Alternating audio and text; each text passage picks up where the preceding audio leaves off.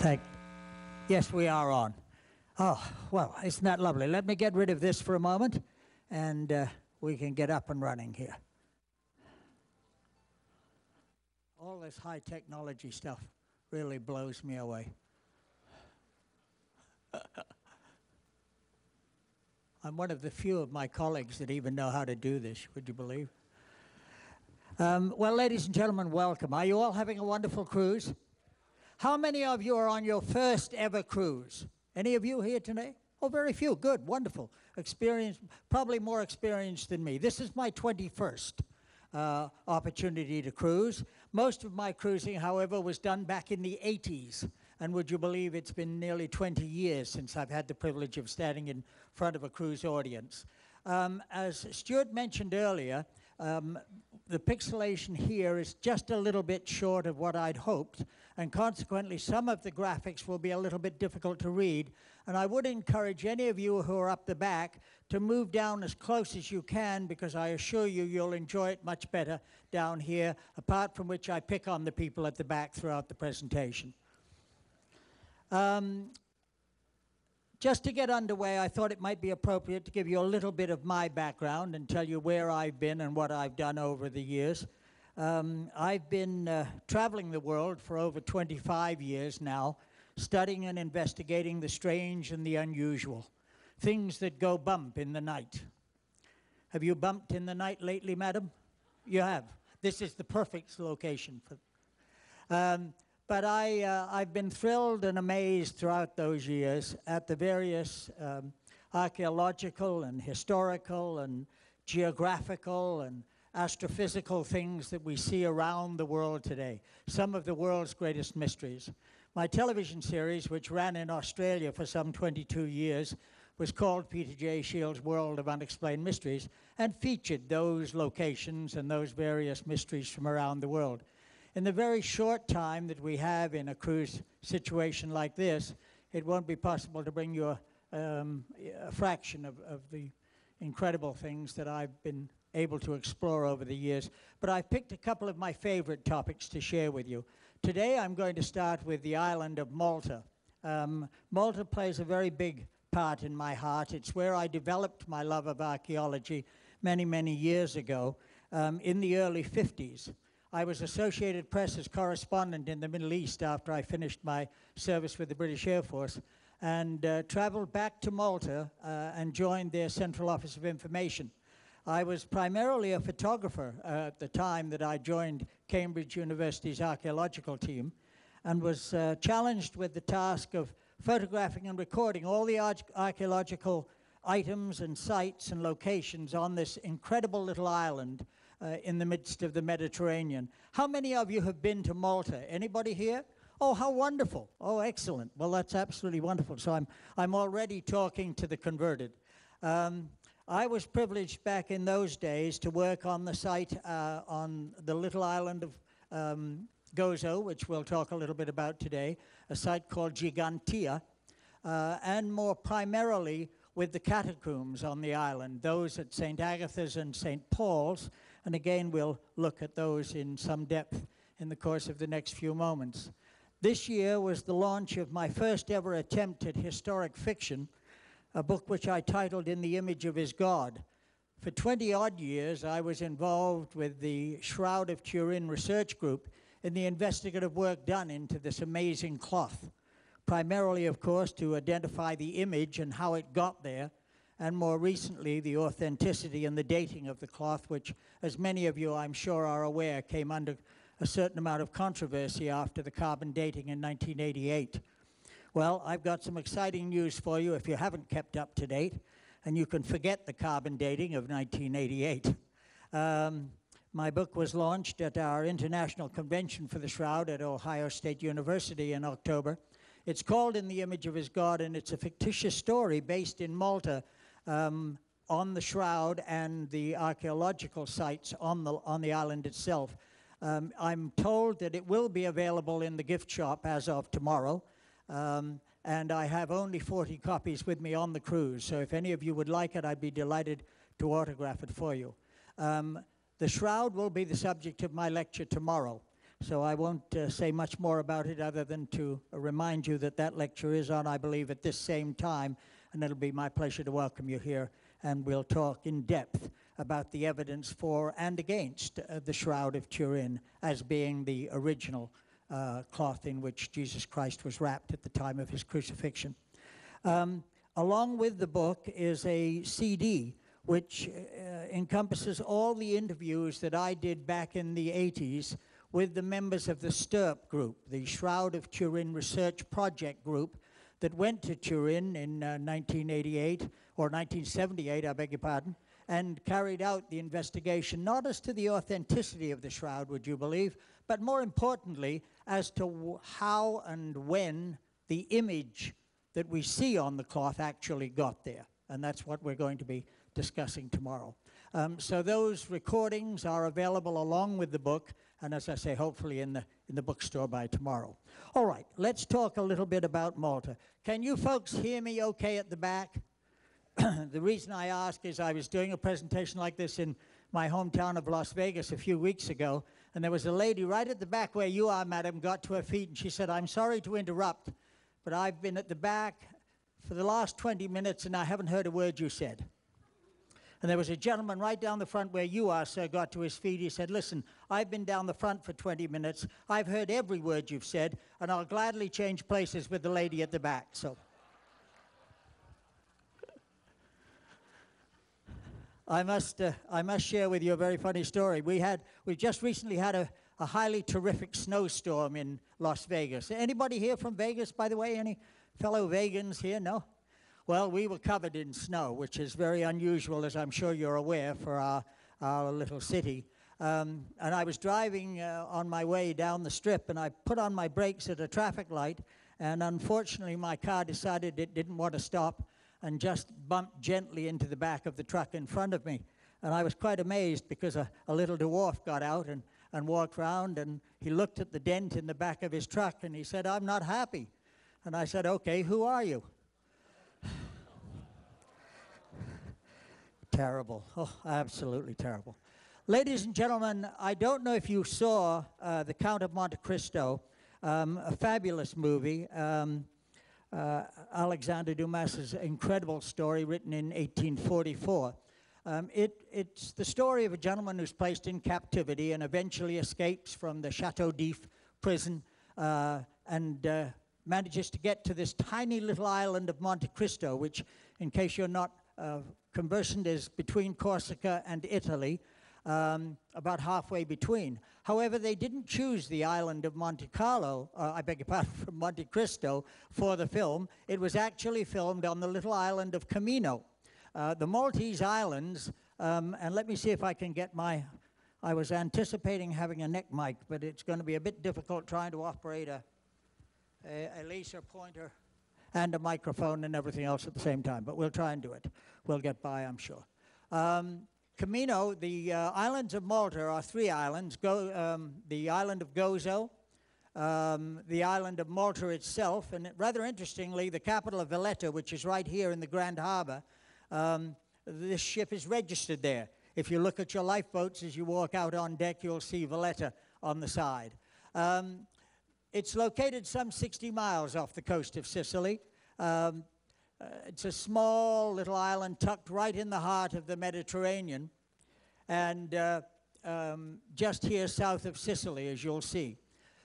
There are three small islands, the sister island of Gozo, the island of Camino, which is virtually uninhabited, and of course the island of Malta itself.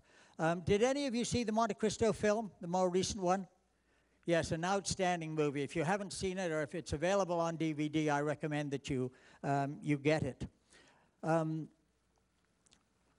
island of Malta has witnessed traces of man for over 7,000 years. Interestingly enough, thousands of years before Stonehenge, dozens of mysterious megalithic temples were built all over the island, huge stone complexes that make up all the temples of the island, and there are just too many to mention to you. What's so tragic is, unfortunately, the Maltese government don't have the funds at their disposal to enable them to preserve and to maintain these sites, which is a crime to humanity, in my humble opinion. Temples of Gigantia and Hajaim, we'll talk about today, Madeira, Tashin, and most importantly, the Hypogeum at Hal Safini. Just absolutely will blow your minds if you have an opportunity to go there. One little tip about the Hypogeum. If you go to Malta, you can go and visit any of the archaeological sites, either on your own or escorted by a government guide. There are all sorts of tours available to you. But the island of, I beg your pardon, the site of the Hypogeum at Safalini is incredibly in high demand, and it's extremely tightly controlled in terms of the number of people who are permitted to visit it at any one time.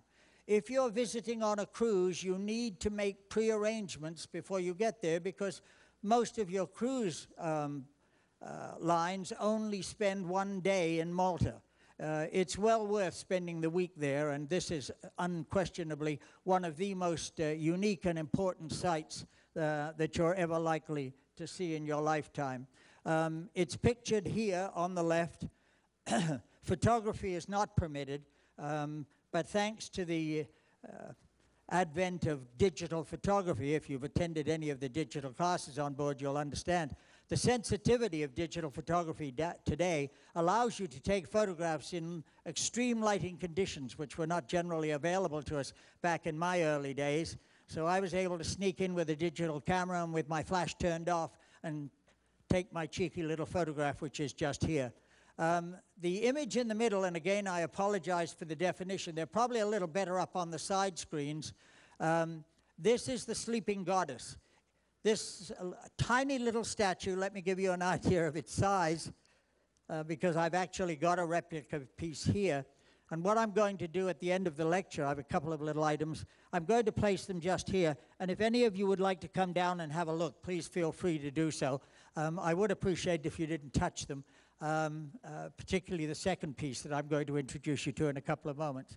The picture on the right is, you might recognize the very handsome gentleman just there. That's me.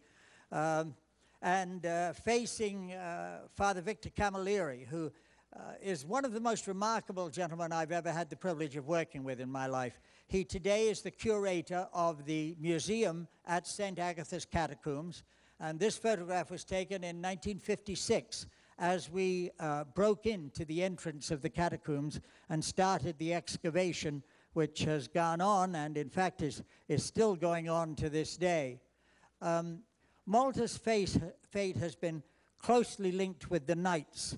Those of you who have been to Malta will no doubt have been incredibly impressed with the fortifications and the temples and the palaces that abound on the island and have been left by the Knights. Like Sicily, she was invaded by the Knights, and they held rule for a considerable number of years. In 1530, the King of Spain gave Malta the Knights Hospitallers with permanent sovereignty over the island. 35 years later, the Knights withstood the onslaught of over 30,000 Turkish amphibious troops with less than 10,000 men. And that battle is well recorded and is well worth reading about. You'll find full documentation of it, by the way, in my book on the Shroud. For over a century, the order ruled the island. However, the Turks had been unable to achieve their demise over 4 months of battle. The French, however, sailed in under Napoleon and requested an opportunity to resupply their ships with water. And in the course, not only took over the island, but within a matter of weeks, the Knights were gone. One of the questions that abound for people in my field, and certainly the treasure hunters of this world, is what happened to the massive hoards of wealth that were amassed by the Knights during their stay on the island? They spent their time plundering pirate ships in the Mediterranean. And of course, I believe that's probably where Alexander Dumas got the idea of housing the treasure which young Edmund found when he visited Monte Cristo. we still believe that somewhere on that island is concealed a massive wealth, a massive archaeological and historical treasures captured from those Spanish galleons that sailed the Mediterranean in those days. It is, in fact, the subject of my next book, which you can expect to read in about 5 years' time at my present rate. These are just some quick pictures. I don't know, we've got an awful lot of light on up here. Is there a technician within earshot that can kill some of those spotlights so we can see this main screen a little better? I'm sure they don't want to look at me, but the picture on the left shows the harbor. Malta was, of course, famous for its dockyards, and at the time that I first went there in the early 50s, a great deal of controversy was going on between the British and the Maltese government for possession of these dockyards. In the center is oh, thank you so much. That's much better. In the center is a picture of yours truly with my little vineyard at the back of my home in Malta. Down here, this is the Phoenician Hotel and the main central bus terminal, which is right outside the main gates to the city of Valletta. The buses still operate today. They've operated, well, they were there in the 50s when I was there, and they're very, very popular and very much a part of the Maltese culture and history. And if you've sailed in a cruise ship, you would have come in through this entranceway just here into the amazing Grand Harbor. That is just one of the most incredible places that you would ever have an opportunity to visit. The picture you see on the top left, I'm very proud of. This is an aircraft carrier from the U.S. Navy that was visiting Malta. And just in case you didn't recognize him, this is a pigeon. So I titled the photograph, Carrier Pigeon. Yes, I know. The bottom right-hand picture, can anybody identify that? Anybody know what we're looking at? Popeye Village. If any of you saw that incredibly bad movie that Robin Williams made in 1985, and it would have to be, I guess, the bane of his life, it was one of the most atrocious movies I think I've ever had the opportunity to view. It was filmed right here. What they did leave was this incredible set, all in one piece.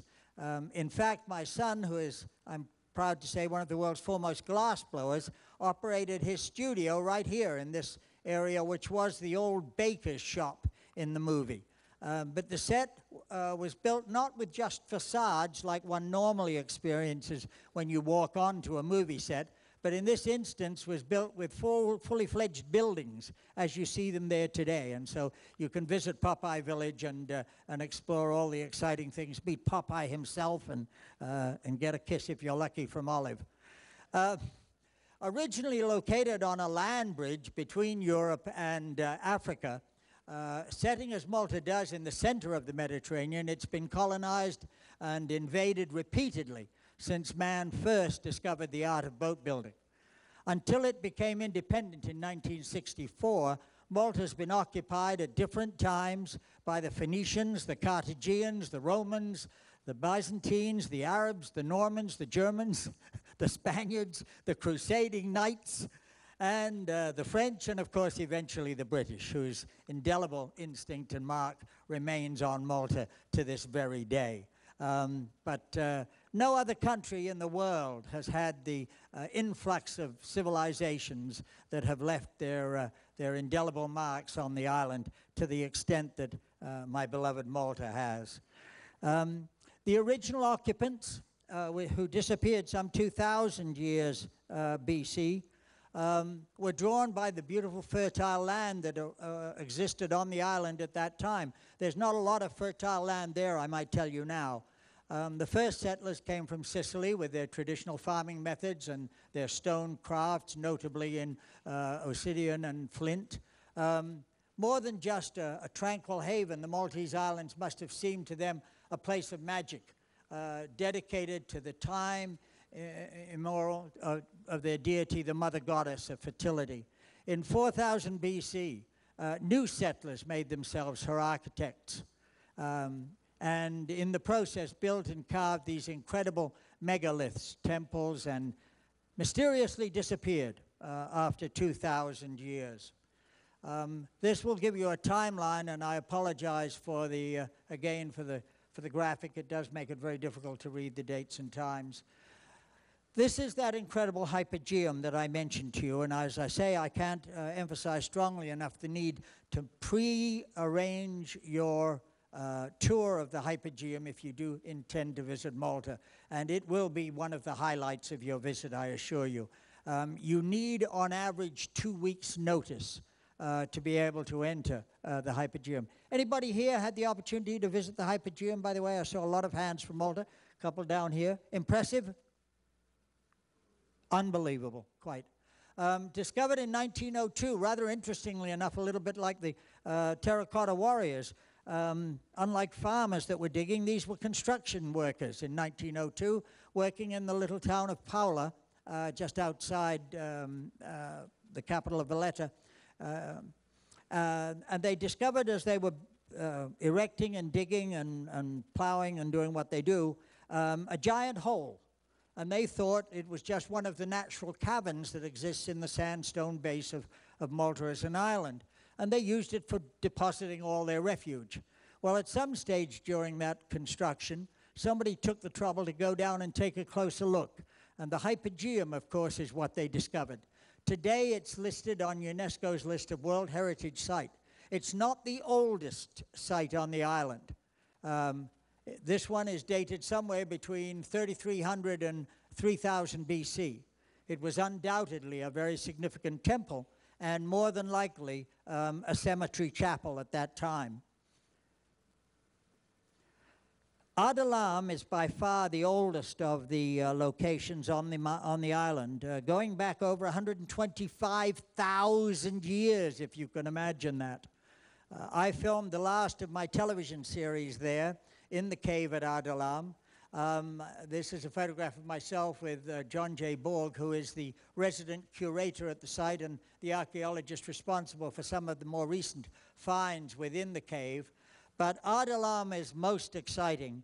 There are very few archaeological sites that you can visit in the world, ladies and gentlemen, where you're actually allowed within touching distance of artifacts and bone breccia, as we call it. Malta is quite different in that regard. I was able to walk through the grounds here, through the catacomb. The general public, of course, it kept on here. But even as I entered in through here, I was able to reach down and pick up the remains, a piece of bone from a hippopotamus. And by the way, Malta was occupied by, would you believe, dwarf elephants and dwarf hippopotami in its early days. And the piece of bone that I picked up was identified by my colleague as being 10,000 years old. Now, I wonder what that would fetch on eBay. And just in case you've never seen a piece of 10,000-year-old hippopotamus, they're probably everywhere, I'll put it down here, and you can take a quick look at it as we conclude. Please don't steal it. It's my pride and joy. The image that you see is a fossilized hippopotamus, would you believe? Not to be found, funnily enough, at Adalam, but actually is on the island of Gozo. Hajaim sits on the southern tip of the island of Malta, overlooking a little island called Filfla. Filfla was used as a bombing and gunnery target by the British Air Force during the Second World War, much to the annoyance and, I believe, justified anger of the local population. Today it's a bird sanctuary, and it's a beautiful little island that sits just off the coast. It's nothing more than a big inhabited rock, but it's very beautiful. Hajaim looks out over that particular area. The date, of course, 3000 to 2500 BC. This collection of photographs, and again, I apologize for the definition, are what I consider some of the most beautiful works on the island. I was invited, as I think I mentioned at the outset, to be part of the investigative team that went in and excavated here at St. Agatha's. This photograph is a 190-degree panorama of the crypt. I'll show you a map of the catacombs in a moment, but when you come in through this doorway, you're actually facing this altar. It's a bit misleading because of the dimensions of the photograph. One of the entrances to the catacombs themselves is just here, and there's another one just behind these pots here. It was in this area that we did our early excavation, and more recently in this field over here.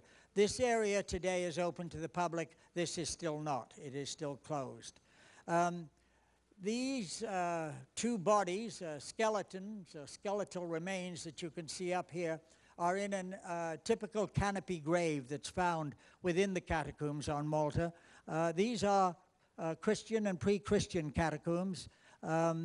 This is what they call an agape table. The agape table was a table where they had their funeral repast and the open coffin or sarcophagus behind them here. These images on the wall here, this is a close-up image of this area here, is believed to be the very first church on the island of Malta.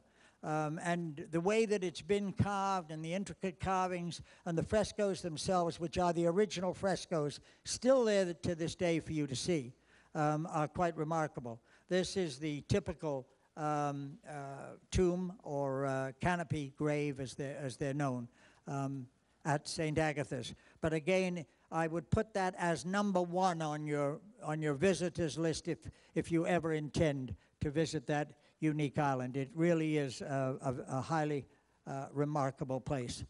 This is the incredible maze of the catacombs that lie under the city of Rabat and the ancient capital of Medina.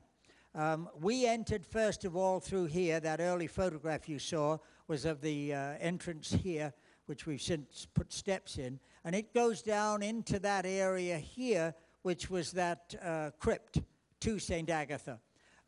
St. Agatha is the patron saint, of course, of the Missionary Society of St. Peter and St. Paul, who look after and care for the catacombs, and Father Victor Camilleri, whom I mentioned, has now amassed what must be one of the most amazing archaeological collections and museums housed here at St. Agatha's. As you go down into here, we come back into this incredibly intense area of graves and tombs throughout here. The little original church that you saw is just here. In the book, In the Image of His God, without wanting to reveal the plot to you too greatly, much of the activity takes place in this area here.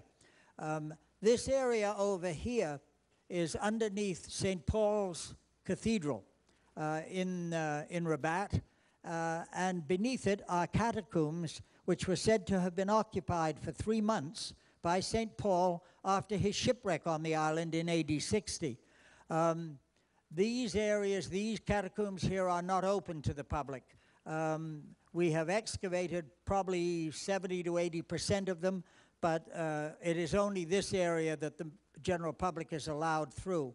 Interestingly enough, there are two incredible sets of catacombs in Rabat. One of them is called the Catacombs of St. Peter and St. Paul, and it's across the road. It would be, I guess, geographically, let me think, round about here in Rabat, and it is looked after by the Maltese government.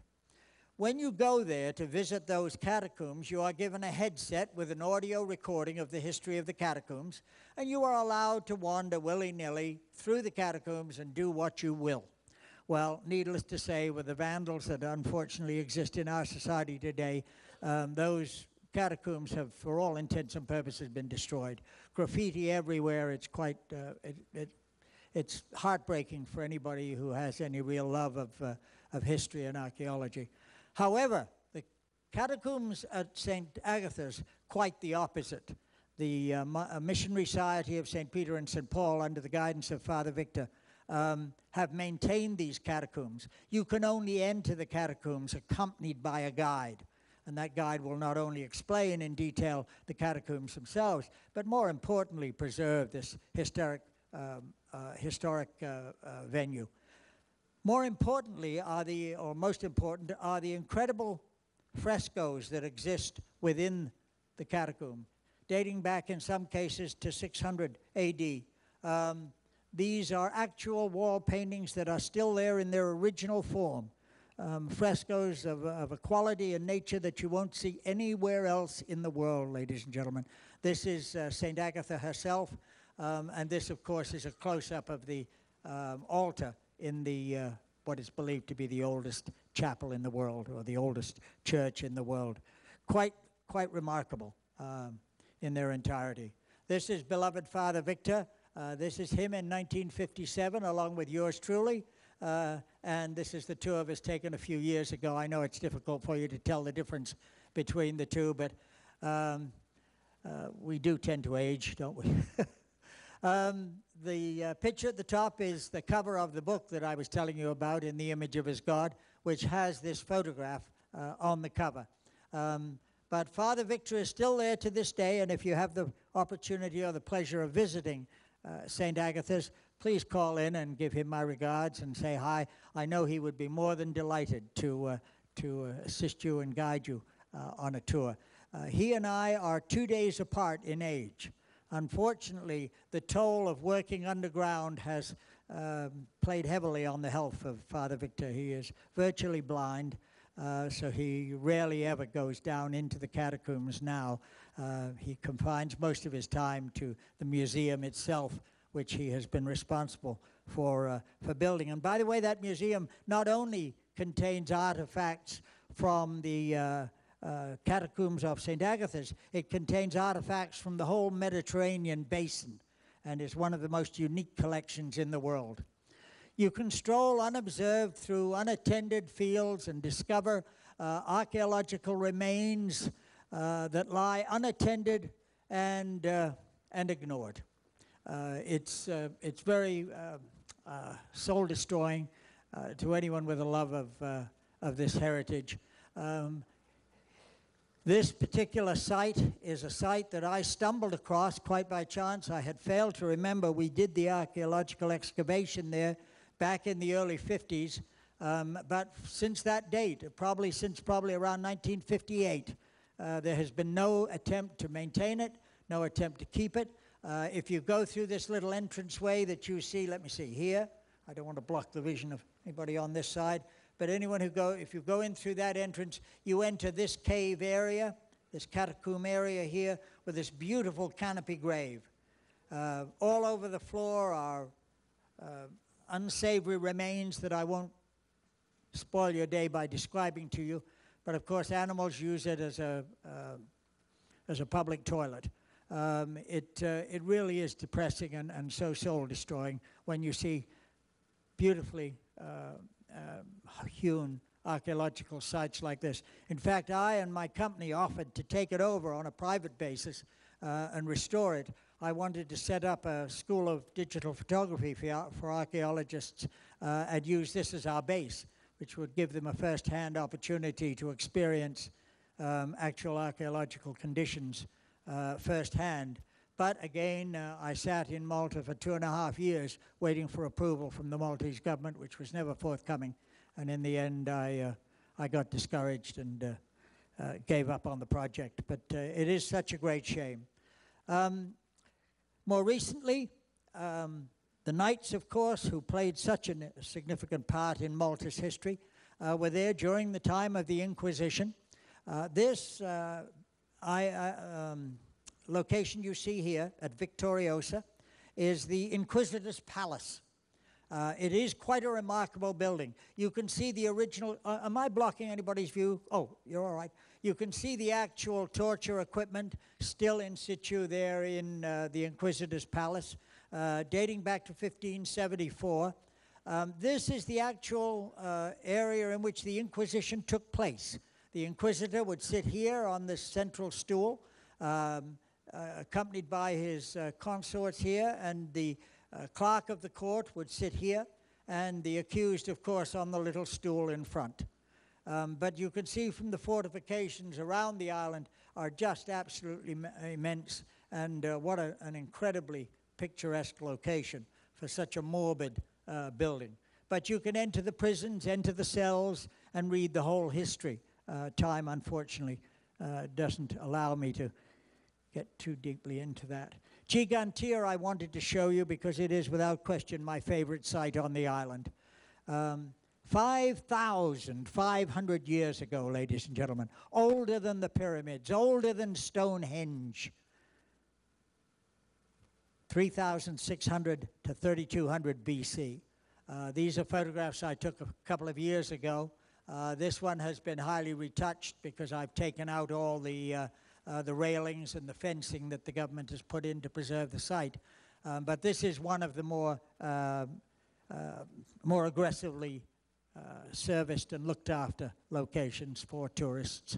You enter through this walkway here, but these monstrous megalith stones, to this very day, we have no idea how they were put in place or in situ. I think it's probably going to be the third lecture that I'm going to be privileged to give you. We're going to talk about aliens. We're going to talk about the possibility of alien invention, or intervention, I should say. Invention is probably the correct term, but intervention in the construction of such things as the pyramids, the incredible figures on Easter Island, the Aku figures that many of you, I'm sure, have read about. Did they become erected purely by the force of individuals? Could man have, without any outside assistance, have put up these monstrous great facades and these incredible buildings? We're going to explore that, and I think you're going to find some very exciting and interesting information. But Gigantea is a must, and it's on the little island of Gozo, neighboring island of Malta. Mosta Dome is a most important site that you must visit in the little town of Mosta. My home used to be right next door to it, just here. The fascinating story about the Mosta Dome, the third largest unsuspended dome, by the way, in the world, is that during World War II, an Italian bomber let loose one of its load, and it penetrated the roof of the dome just here. But it only just penetrated, and it stuck in the ceiling. And mass was going on in the dome at the time, and there were thousands of Maltese in prayer beneath the dome when the bomb fell. And of course, to this day, they look on it as a miracle that the bomb didn't penetrate and annihilate them all. That bomb is still on display here in the dome at Mosta. And it is a place that you must visit, the little town of Mosta. I'm running rapidly out of time.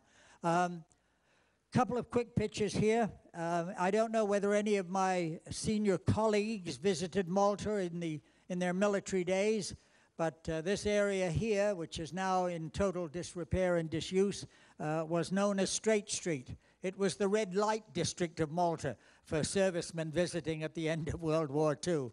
I have fond memories of there in the 50s, which we won't go into, of course. This is a replica of the Shroud of Turin. It forms a very significant part of the story in my book, In the Image of His God. Over 37 of those replica shrouds exist around the world, and they were made by placing the shroud on top of the original. For many, that's the explanation as to why, when the investigative study was carried out in the 80s, paint pigment was actually found on the shroud. And it would have been brought about by that placement. But there is a complete documented history of that particular shroud or that replica, and it was my privilege to discover it tucked away in an unknown location on the island. These are the cart tracks which still to this very day amaze archaeologists from around the world. There's a massive, great EU, European Union, funded survey going on to try to ascertain the possible cause for these incredible cart tracks into the stone, which traverse the whole of the island, no matter where you go. This is our little lady, the sleeping goddess, and of course my fossilized friend. Let me see, we're just about at the end. Ladies and gentlemen, in the year AD 60, Paul, as some of you may know, was shipwrecked just off the island of Malta. Today there's a little island there with a statue of St. Paul on it, appropriately named St. Paul's Island. But the galleon on which he was traveling to Rome got into stormy seas and sank just off the island. Christianity on the island came about as a result of St. Paul's visit, no question about it.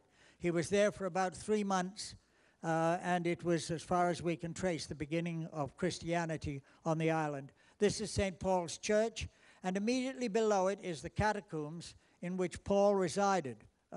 At the time, nothing more than a rock cave, but it is an entranceway to all those catacombs that we were looking at a little bit earlier.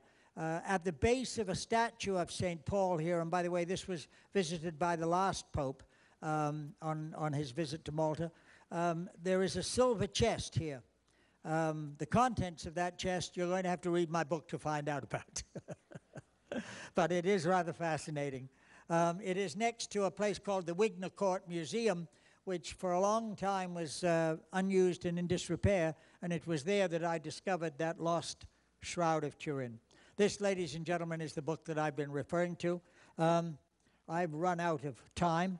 The book looks like this, and as I say, hopefully it will be in our gift shop by tomorrow. I'm hoping to arrange to have them here for my lectures so that I can have the privilege of signing them for you. They come, if you choose, with an additional disc, and this disc are the original recordings made with the STURP, the scientific group that were responsible for the investigative study into the shroud in the late 70s.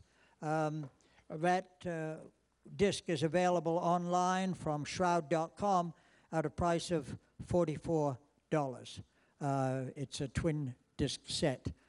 We will have them available here on the cruise for $10 for anybody who would like one, but they'll be available hopefully within our gift shop within the next day or so. Ladies and gentlemen, I want to thank you for your attention today. It's been marvelous. I thank you so much.